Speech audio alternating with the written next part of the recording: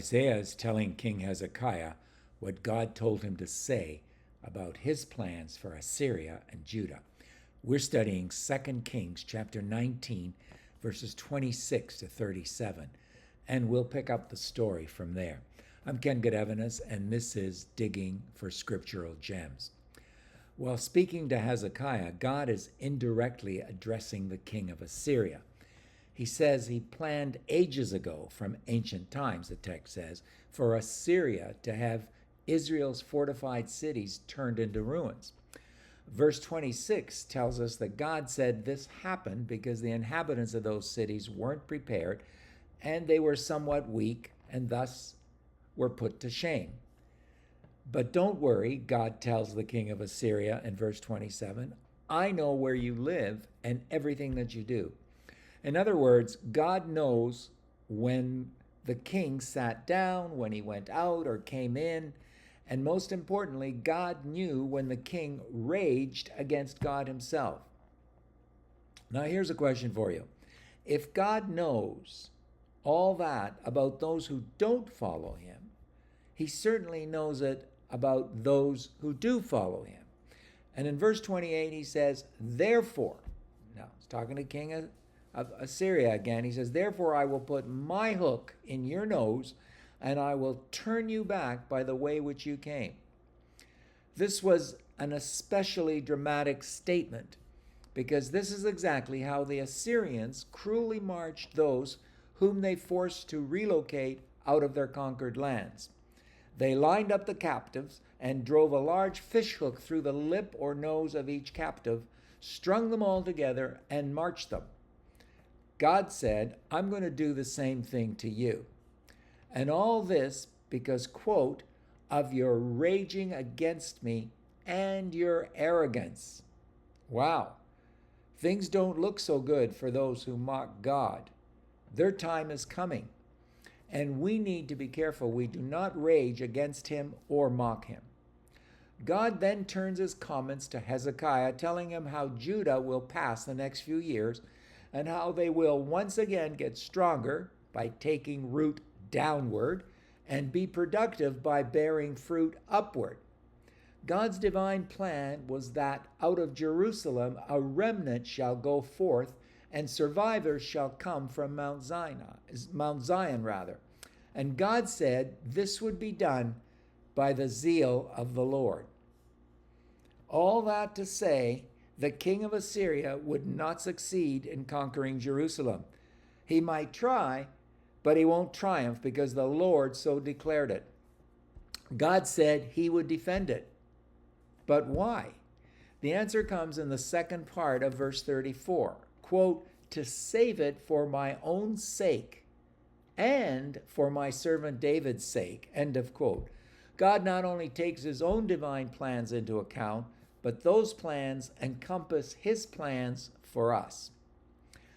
The next three verses, 35 to 37, tell us that very night the angel of the Lord went out and struck or killed 185,000 in the Assyrian camp.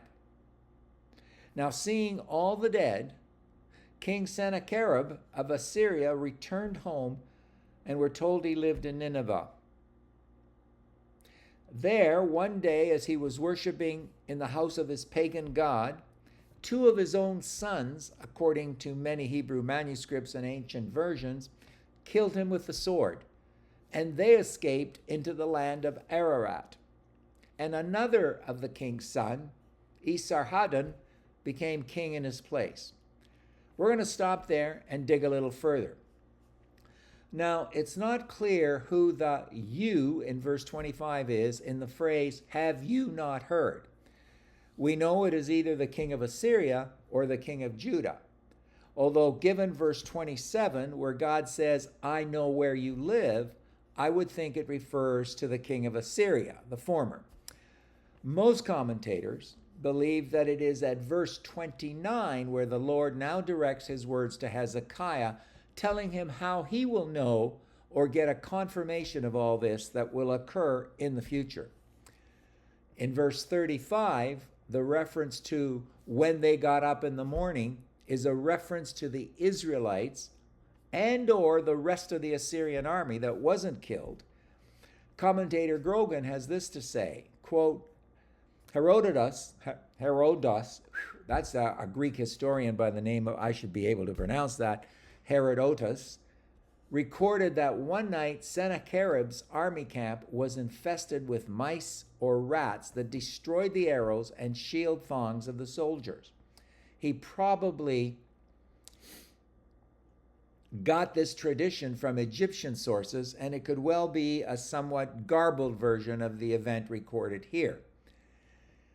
In any case, that left them defenseless. It's a possibility, one would guess. Now here's another from the commentator Wiseman. Quote, some have speculated that there was a natural means that the angel used. This has been thought to be a bacillary dysentery, which had a 3-day incubation period, end of quote. You decide. In verse 36, the king of Assyria went home. David Guzik says this, after this retreat from Judah, Sennacherib commissioned a record, which is preserved in the spectacular annals of Sennacherib, the Taylor Prism, which can be seen in the British Museum. It shows how full of pride Sennacherib's heart still was, even if he could not even claim he conquered Jerusalem. He writes, I attacked Hezekiah of Judah, who had not subjected himself to me, and I took 46 fortresses, forts, and small cities. I carried away captive 200,150 people, big and small, both male and female, a multitude of horses, young bulls, asses, camels, and oxen. Hezekiah himself I locked up in Jerusalem like a bird in its cage. I put up banks against the city. I separated his cities whose inhabitants I had taken prisoners from his realm, and I gave them away, some to Mitaniti, king of Ashdod, some to Padi, king of Ekron, and some to Zilbel, king of Gaza, and thus diminished his country. And I added another tax to the one imposed on him earlier. End of quote. This is all cited in Beltuma, the commentary on Isaiah. Sennacherib didn't do these things, folks. God did, or God allowed them to happen. We need to be careful what we claim we did in our lives when God, in fact, is the one that made them or did them. And then we have the phrase in verse 37, and it came about, or it came to pass. Well, between 2 Kings chapter 19, verse 36, check it out, and 2 Kings 19, verses 37 and 20, verse 37 rather, 20 years had passed. Perhaps Sennacherib thought he had escaped the judgment of God, but he hadn't. The assassination of Sennacherib probably took place in 681 BC. By the way, this was about 82 years after Jonah's ministry in Nineveh. Jameson says it is possible that his two sons did this because they were afraid that he intended to sacrifice them, regardless of their age, to pacify his gods and to dispose them to grant him a return of prosperity. Go figure. In any case, some king. Commentator Poole says God spared Sennacherib not in mercy, but in wrath, reserving to him a more dreadful and shameful death by the hands of his own children. End of quote. Robert Jameson says a sign is given to Hezekiah of the promised deliverance, namely that for 2 years the presence of the enemy, Assyria, would interrupt the peaceful pursuits of farming and raising animals. But in the 3rd year, the people would be in circumstances that they could till their fields and vineyards and reap the fruits as before. Finally, in those last 3 verses, the issue of Sennacherib's invasion is announced. Folks, this is an incredible story of God's provision for the entire nation that he loved. Let's never underestimate the extent that God will go to save his own. Next time, we'll see how Hezekiah gets sick and how he is healed.